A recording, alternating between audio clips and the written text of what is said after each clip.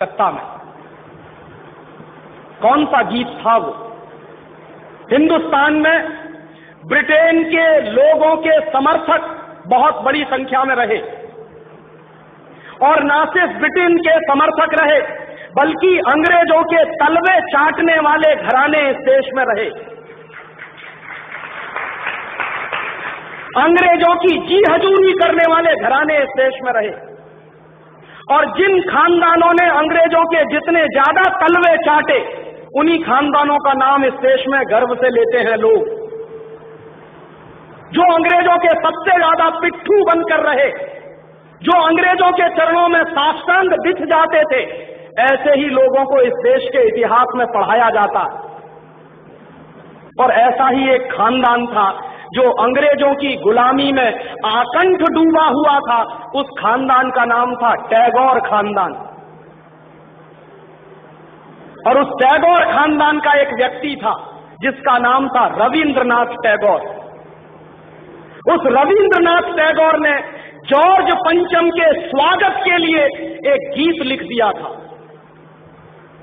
और ना सिर्फ उस आदमी ने वो गीत लिखा, बल्कि कलकत्ता में जब जॉर्ज पंचम पहुंचा और उस भरी सभा में जहां लाखों लोग उपस्थित थे, हिंदुस्तान की गुलामी का गीत गाया गया और ब्रिटेन के राजा का सम्मान किया गया। और ये काम रविंद्रनाथ टैगोर ने अपने मुंह से किया। और वो गीत कौन सा था जो रविंद्रनाथ टैगोर ने इंग्लैंड के राजा की स्तुति का गान करते हुए लिखा था? वो गीत वही है जिसको आप कहते हैं जन गण मन अधिनायक जय हे भारत भाग्य विधाता। बहुत शर्म आती है मेरे जैसे आदमी को जब वो गीत गाने के लिए कोई मुझे कहता है कि ये गाओ।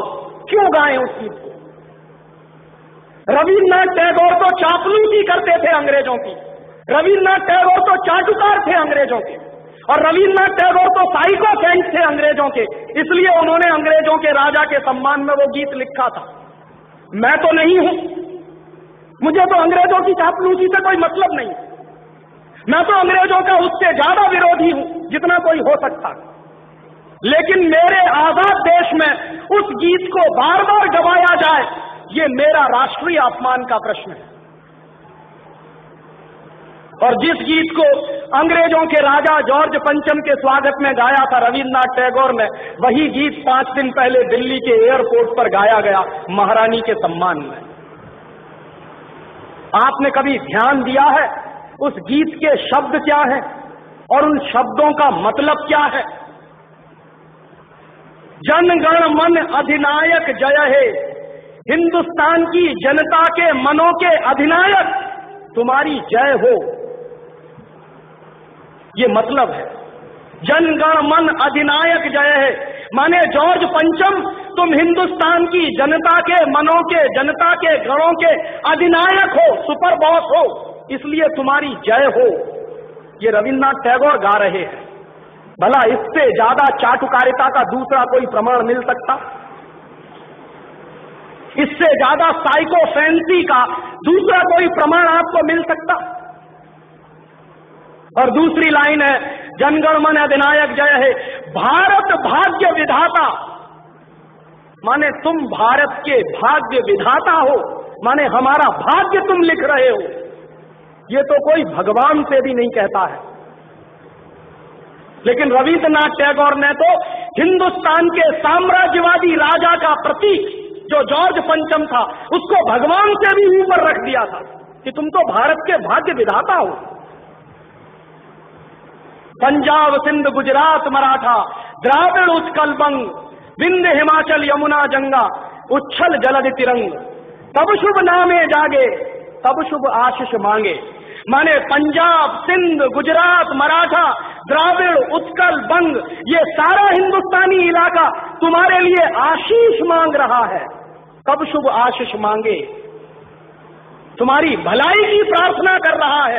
ये पूरा हिंदुस्तान जो अंग्रेजों की गुलामी में सिसक रहा था, उसको रविन्द्रनाथ टैगोर लिख रहे हैं कि ये सारा का सारा हिंदुस्तान तुम्हारे लिए आशीष मांग रहा है। तब शुभ आशीष मांगे, और वो सारी की सारी आशीष हम तुमको दे रहे हैं अपनी तरफ से। और अंत में जनगण मंगलदायक जय हे भारत भाग्य विधाता, वही भारत के भाग्य विधाता तुम्हारा मंगल हो, तुम्हारा कल्याण हो। माने जो हमको गुलाम बनाने के लिए आए हैं, उनकी चाटुकारिता में कोई आदमी कितना बिक सकता है, इसका ये निकृष्ट नमूना है। और अंत में वो कह रहे हैं कि जय हे जय हे जय हे, माने तुम्हारी ही जय है, तुम्हारी ही जय है, तुम्हारी ही जय है। ऐसा गुलामी का प्रतीक गीत ये गुलामी के दिनों में गाया गया एक ऐसे हिंदुस्तानी की तरफ से जिसको शायद आप बड़े श्रद्धा की नजर से देखते हैं। और ये गीत जब गा दिया था उन्होंने और चरणों में बिछ गए थे रविंद्रनाथ टैगोर, तब अंग्रेजों ने उनको नोबेल प्राइज दिलवा दिया था पुरस्कार के रूप में। रविंद्रनाथ टैगोर को ऐसे ही नोबेल प्राइज नहीं मिला था। अंग्रेजों ने कुछ नियम बनाए थे, कुछ परंपराएं बनाई थी। और अंग्रेजों के नियम क्या थे? जो अंग्रेजों की जितनी ज्यादा चाटुकारिता करे, जो अंग्रेजों के जितने ज्यादा पैर चाटे, उसी को अंग्रेजी सरकार राय बहादुर का खिताब देती थी। उसी को अंग्रेजी सरकार हिंदुस्तान में और इंग्लैंड में नाइटहुड की पदवियां दिया करती थी। ऐसे ही लोगों को अंग्रेजों की तरफ से इनाम मिलते थे, क्योंकि वो अंग्रेजों के चरण चाटते थे और हिंदुस्तान को गालियां देते थे। और ऐसे चरण चाटू लोग, आपने नाम सुना है, हिंदुस्तान के राजाओं के दरबार में कुछ चारण और भाट हुआ करते थे। वो चारण और भाट क्या करते थे? राजा चाहे जितना गंदा हो, चाहे जितना बदमाश हो, चाहे जितना लफंगा हो, लुच्चा हो, वो चारण और भाट हमेशा राजा की प्रशंसा ही करते थे। बदले में राजा उनको कुछ इनाम बांटता था। ऐसे चारण भाटों का खानदान है ये टैगोर खानदान, जिन्होंने ये गीत लिखा है।